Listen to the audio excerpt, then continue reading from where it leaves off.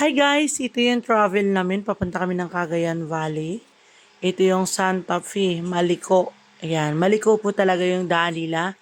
Napakaganda po ng daanan. Hi Father, ayan si Father yung driver namin. Ayan, Maliko po talaga yung daanan, sobrang tarik.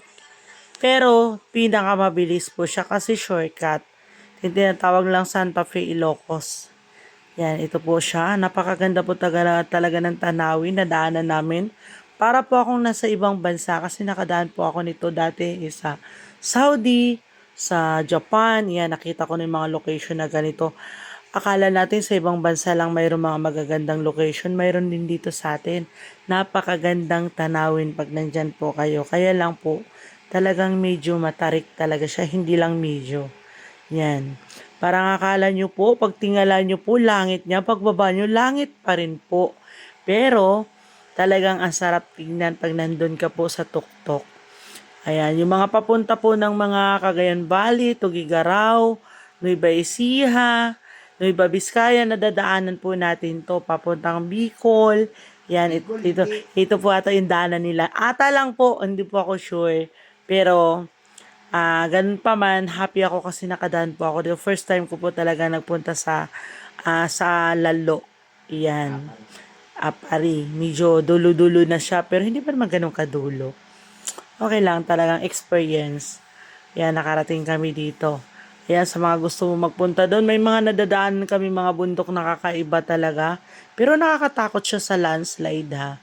Pero sa tingin ko mukhang wala pa naman na landslide sa daanan kasi nung pumunta kami walang bagyo. Ayan, ito po yung lugar na to parang walang nakatira pero sa baba maraming nakatira. Bundok po talaga siya. Ang galing po talaga ng ano no ng Pinoy ng kalikasan. Isipin mo bukid hinatin lang ginawang kalsada, ganun po sila katalented. Ayan, bundok talaga siya. Nakita niyo yung mga puno, iba na yung kulay, may pula, may green, pati lupa nila ibang kulay. Kulay-pula yung lupa sa kanila. Pero sa amin din po sa Amparo, sa Butuan is pula din po yung lupa namin, pero yung lupa namin doon kahit pula, natataniman pa rin naman. Yan, mataba yung mga pananim nila. Pero dito po wala ko nakitang pananim. Pero napakaganda po talaga ng lugar. Kaya ko po ito binidyo para yung mga papunta po ng Apari, mga Cagayan Valley, Tugigaraw, Nueva Vizcaya, yan, daanan po to. Ito yung pinaka-shortcut.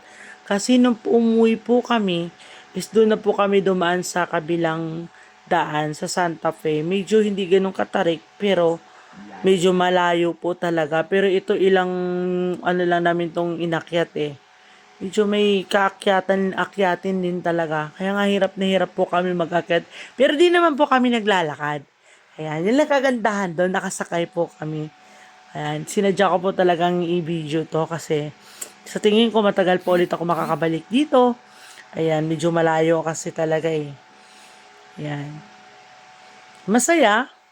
Yeah, thank you guys.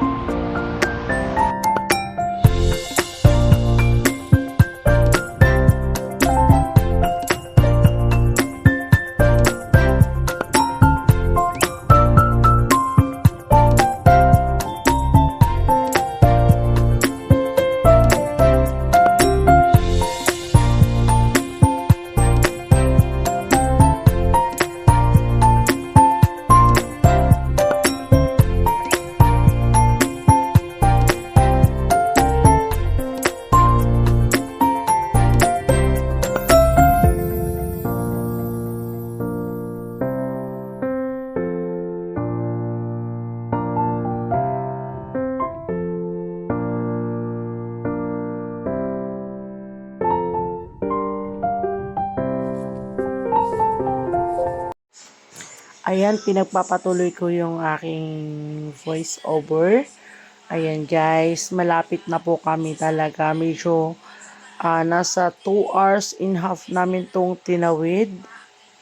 Yan, paliko-liko lang talaga kami na parang walang katuturan, walang katapusan. Marami kaming dinaanan. Ayan, mayroon po akong gustong-gustong hintuan dito na hindi po nahintuan talaga ng asawa ko kasi takot na rin po siya. Medyo naintindihan ko naman kasi talagang yung sa dinaanan namin, first time din po niya mag-driving ng ganito ka layo. Kailang kinaya niya para sa lola niya. Ayan, shout out kay Nanay Norma. Pagaling ka, Nanay. Ayan. Ayan, mayroon po kami dinaanan dito na parang may tubig na umaagas na iniinom po nila. Sa amin po kasi sa probinsya talagang iniinom yung ganyan tubig eh. Sa Maynila lang naman bawal na iniinom yung mga ganyan. Pero sa amin po, bukal po ang tubig sa amin. Ayan. Ayan po, nakita nyo po, ang sarap po dapat maligo dyan, kaya lang wala siyang parking. Ayan, pag uwi namin, hindi na namin siya nadaanan kasi iba na yung location ng dinaanan namin. Ayan, ito na siya. Ayan, ang sarap ligo ng tubig. Ayan, ito na yung napakakulay talaga. Akala namin malapit na po kami sa langit kasi pagbaba namin sa baba, langit pa rin. Ayan, pero sulit talaga yung biyahe namin. Napakasulit po. Kasi ang dami po namin na daanan na experience sa mga lugar na first time po namin narating. Ayan. Magkaiba-ibang mga lugar. Ayan. Ang ganda po nilang tignan pag nasa video. Kaya na nakapakadelikado talaga kapag siguro malakas ang ulan sa mga location na to. Kasi talagang yung lupa ay pwede mag-landslide. Yan. Yan, sa mga gustong pumunta ng Tugigaraw, Aparino, Iba, Vizcaya. Yan, dito po yung daan nyo. Yan. Yan, thank you. Thank you, thank you.